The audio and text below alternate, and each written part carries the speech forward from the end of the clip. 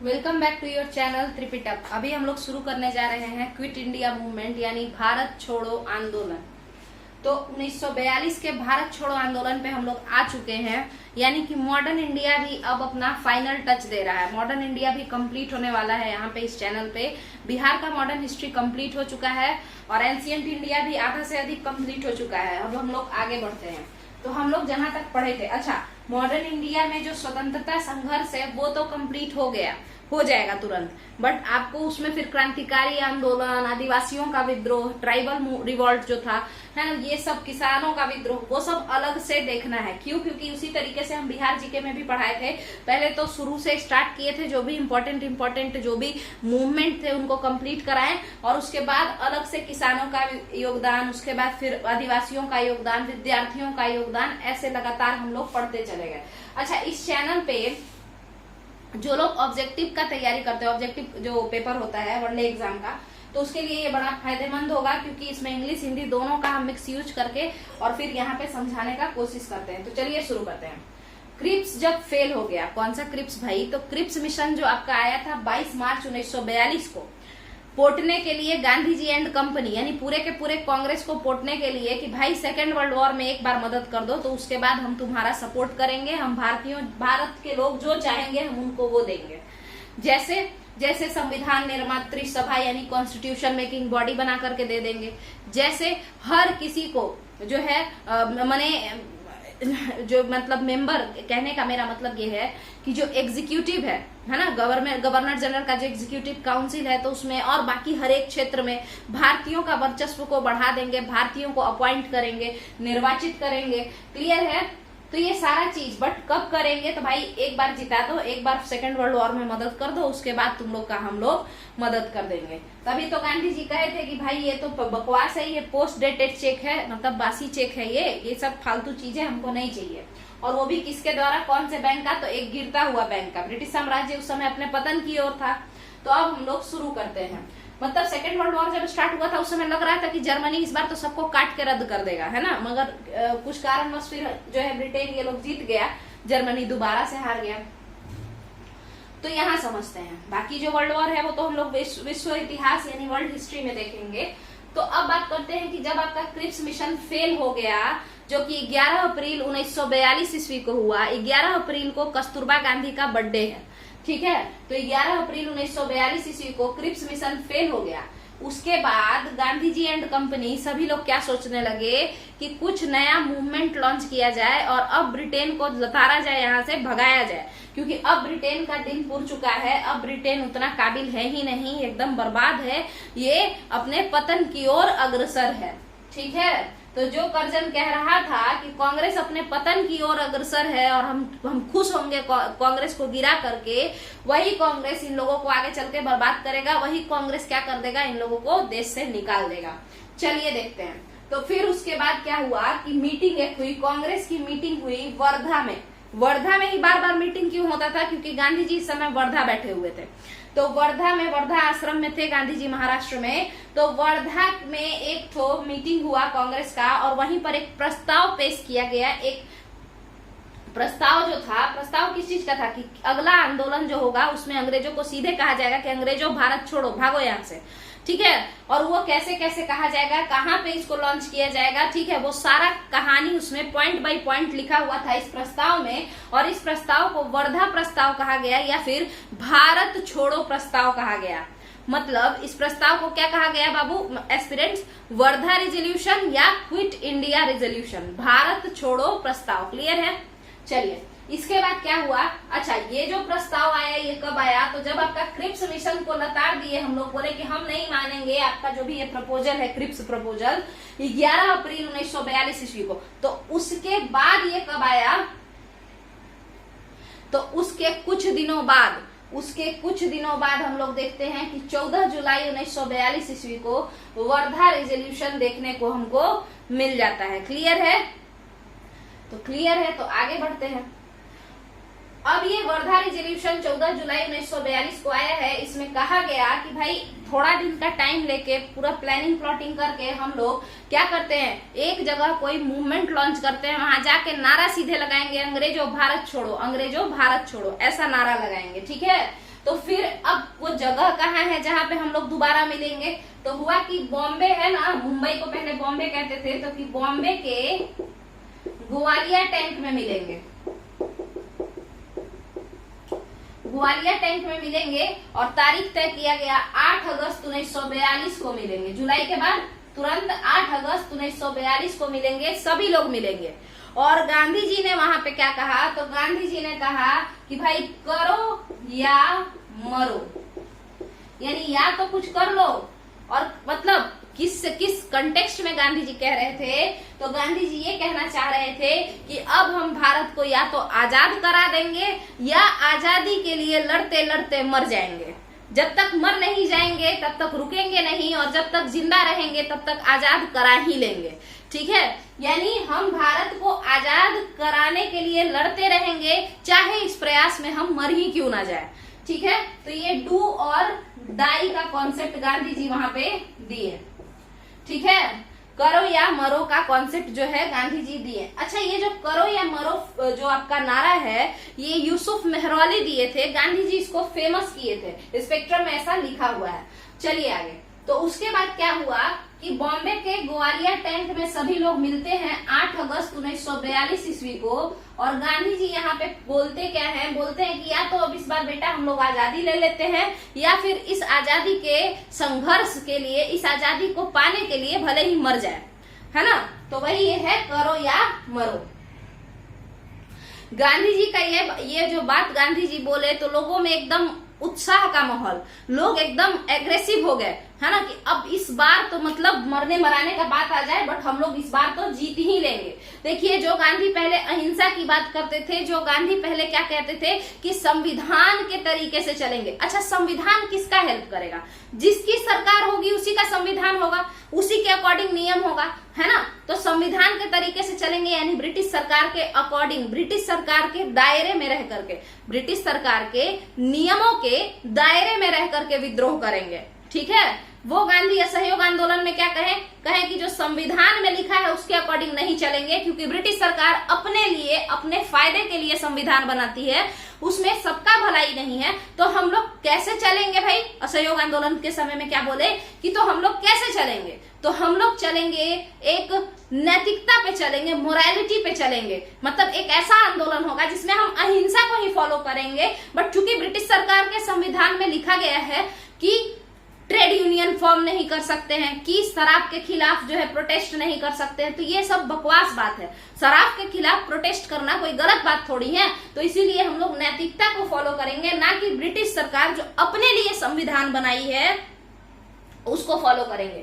तो जो गांधी अहिंसा और संविधान की बात करते थे स्टार्टिंग पीरियड में, आप देखेंगे बाद में असहयोग आंदोलन के समय में वो सीधे सीधे कहते हैं कि हम लोग मोरालिटी पे फोकस करेंगे। आप जो लिख रहे हैं अपने फायदा के हिसाब से सही गलत जो बता रहे हैं वो गलत बात है। जो सही है उसको सही कहिए, जो गलत है उसको गलत कहिए, ना कि अपने फायदा के अकॉर्डिंग नियम कानून बनाइए।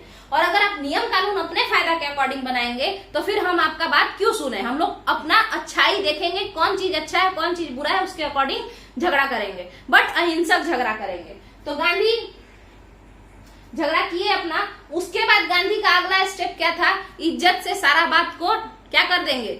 डिसोबे कर देंगे, मतलब सुनेंगे ही नहीं। जैसे एग्जाम्पल के तौर पर समझिए, कोई इंसान आया और आपके घर में आपकी मम्मी बोली बेटा चाय बना दो, और वो इंसान जो है वो बार बार आपका बुराई करता है, आकर के घर फोड़ता है, और आपकी मम्मी बोली बेटा चाय बना दो, और आप चिल्लाने लगे कि हम नहीं बनाएंगे, बार बार यही बोलती हो, क्यों आ जाता है ये इंसान, है ना।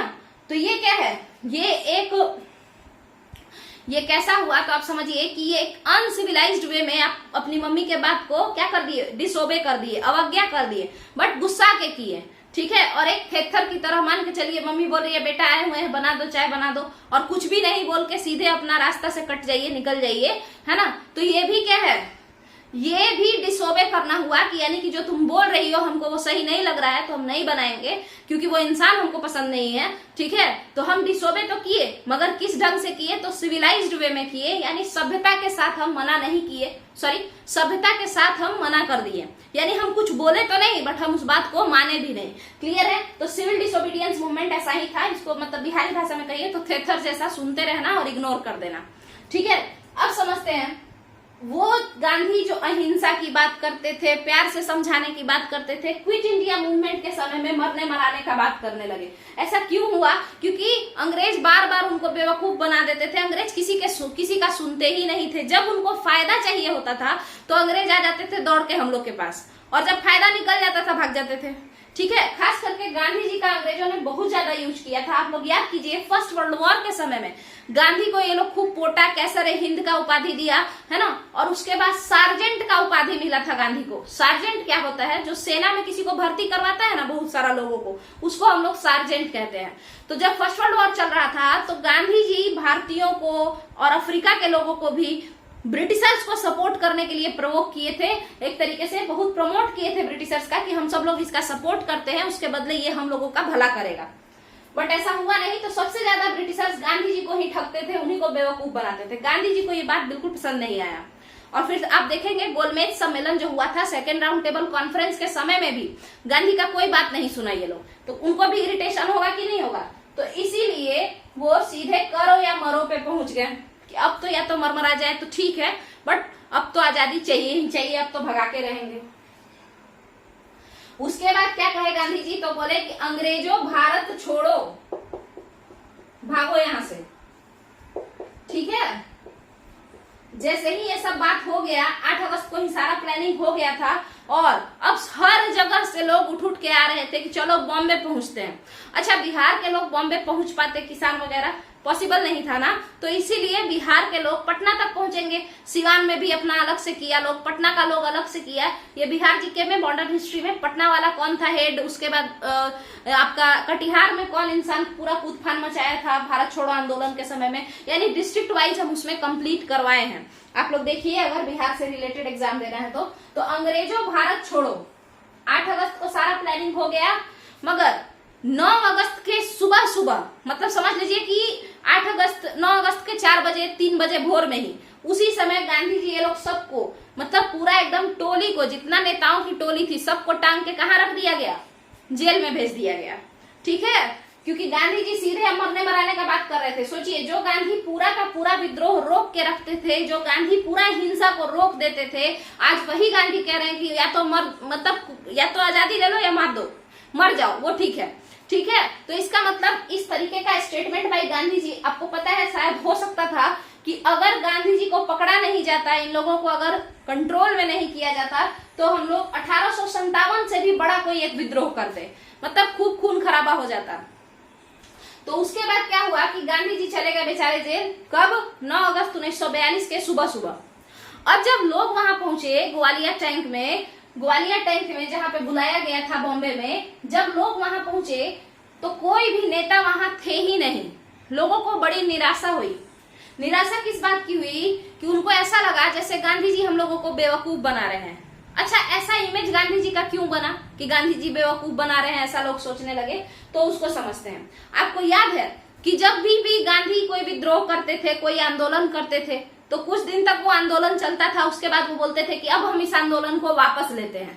चाहे वो रॉलेट एक्ट सत्याग्रह, मतलब एंटी रॉलेट सत्याग्रह हो, चाहे आपका जो है असहयोग आंदोलन, नॉन कोऑपरेशन मूवमेंट हो, किसी में भी, है ना, वो बार बार क्या कहते थे कि अब हम इस आंदोलन को वापस लेते हैं, अब हम इस आंदोलन को वापस लेते हैं। तो कहीं ना कहीं लोगों के दिमाग में ये बन गया था कि गांधी आजादी दिलवाना भी चाहते हैं या मजाक कर रहे हैं। कुछ दिन तो एकदम जोरों शोरों से आंदोलन करवाते हैं और फिर बोलते हैं वापस लेते हैं। इसीलिए जब लोग ग्वालियर टैंक पहुंचते हैं जहां पे बुलाया गया था, तो 9 अगस्त को सुबह में, तो कोई वहां पे नहीं रहता है। कोई भी बड़े नेता, छोटे नेता, कोई वहां पे रहते ही नहीं है, क्योंकि सारे जेल जा चुके होते हैं। मगर लोगों को कौन बताए? लोगों को क्या पता था? लोगों को लगा गांधी जी मजाक करके फिर अपने घर चले गए। अब कुछ देर बाद मैसेज आएगा क्या कि अब हम भारत छोड़ो आंदोलन स्थगित करते हैं, अब भारत छोड़ो आंदोलन नहीं होगा। क्लियर है? तब क्या हुआ, गांधी जी जब सारे लोग इकट्ठा हो गए और अब कुछ ही देर में ऐसा होने वाला था कि ये आंदोलन स्थिर पर जाने वाला था, खत्म हो जाता, तभी एक रेडियो से एक अनाउंसमेंट आता है। रेडियो से मतलब छुप करके ये लोग, कुछ भारतीय लोग छुप करके रेडियो का प्रसारण कर रहे होते हैं, रेडियो कम्युनिकेशन करवाते रहते हैं। ठीक है, तो एक रेडियो पे एक प्रसारण होता है, एक पब्लिश किया जाता है एक न्यूज। और वो क्या पब्लिश किया जाता है? तो एक लड़की होती है उषा मेहता, उषा मेहता कहती हैं कि जो लोग जहां पे हैं और जिस काम के लिए आए हैं, किस काम के लिए आए हैं, अंग्रेजों भारत छोड़ो चिल्लाने के लिए आए हैं, तो जो लोग जहां पे हैं और जिस काम के लिए आए हैं उस काम को पूरे मेहनत और ईमानदारी के साथ करना शुरू कर दें। क्योंकि आप लोग को लग रहा है कि हमारे नेता धोखा दे दिए हैं। उषा मेहता कहती है कि आप लोग को लग रहा है कि हमारे नेता धोखा दे दिए हैं, बट ऐसा नहीं है। वो लोग सारे कहाँ चले गए हैं? उन सारे लोगों को जेल भेज दिया गया है। ठीक है, उसके बाद क्या होता है, तो लोग जो है कांग्रेस का जितना भी संस्था होता है, जो भी कोई पार्टी, कोई मतलब कांग्रेस में जो लोग संस्था बनाए हुए थे, ऑर्गेनाइजेशन बनाए हुए थे, यहाँ तक का गांधी जी का भी, यहाँ तक कि गांधी जी के जितने भी आश्रम होते हैं, सारा पैसे जितना भी लोग था सबको पकड़ के जेल में बंद कर दिया जाता है। सारा आश्रम खाली, कांग्रेस का हर एक संस्था खाली। तो लोग पूरा डर जाते हैं कि नेताओं ने हमारे साथ धोखा किया है। मगर उषा मेहता का वो जो अनाउंसमेंट आता है रेडियो पे कि नहीं, नेता जो है वो लोग सारे लोग जेल चले गए हैं और आप लोग अपना अपना काम चालू रखिए, तो लोगों में एकदम उत्साह का माहौल बन जाता है कि अब तो बस करो या मरो, मारते हैं चलो अंग्रेज को।